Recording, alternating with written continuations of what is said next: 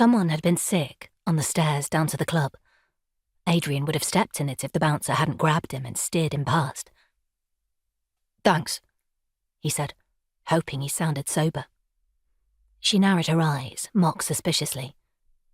The club had a policy of turning away anyone who was too drunk, mainly because of incidents like this.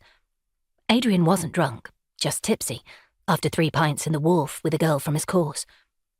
He gave the bouncer a reassuring smile, determined not to forfeit the £5 entry fee, and descended the curving, neon-lit staircase, meeting a cross barman on his way up with a mop and bucket. Downstairs was banging, with European techno dance music, but the place was half dead. No one on the dance floor, only a handful at the bar, and just a few people in the seating area, installed in wicker chairs round low tables. He assumed the puker was long gone. The club was dimly lit, except for a few uplighters, the lights round the mirror-back bar and the dance floor, where coloured spotlights danced, and a glitter ball threw stars over the ceiling, pillars and puffs of dry ice. Adrian got himself a bottle of Corona, then made his way deeper into the club, where people went to snog and where, on Fridays and Saturdays, there was a hatch into a kitchen through which you could buy chips.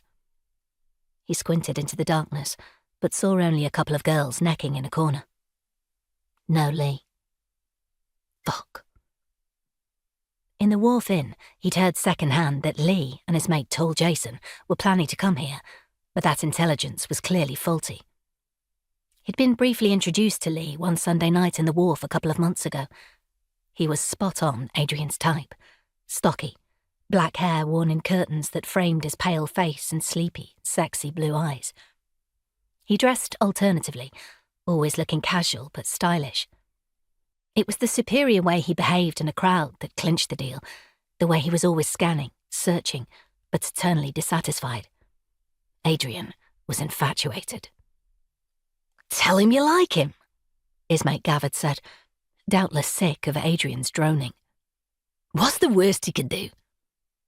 "Laugh," Adrian told him. He didn't believe Lee would laugh. More likely he'd sneer and turn away. No, his plan remained to put himself in Lee's eyeline as often as possible, while looking as moodily handsome as a short, grungy student could manage.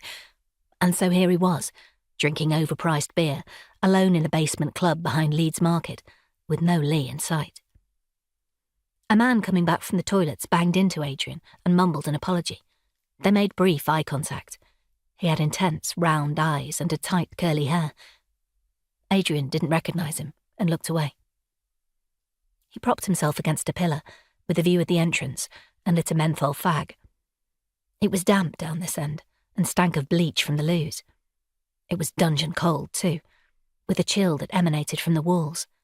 He'd seen a rat here once, sitting on a table, washing its face.